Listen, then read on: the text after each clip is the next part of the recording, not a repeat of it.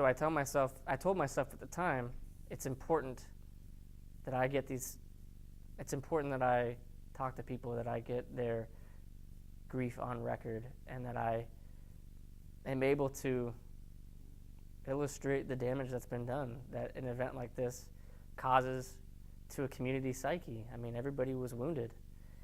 It was I don't know. And I told myself that that's what I needed to be done, and I stand by that. I mean, it was absolutely a test of trying to figure out what it is that journalists need to be doing.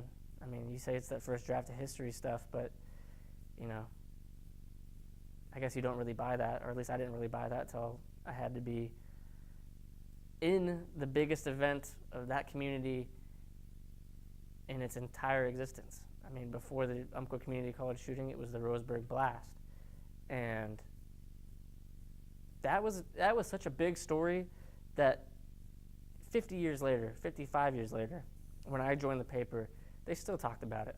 My interviews, I would go listen to people say, oh, this building was part of the Roseburg blast. And then in front of me happens the biggest event while I'm there, not even a year into my job there. I mean, so yeah, I felt like I had to be part of the record. You know, I had to be a reporter.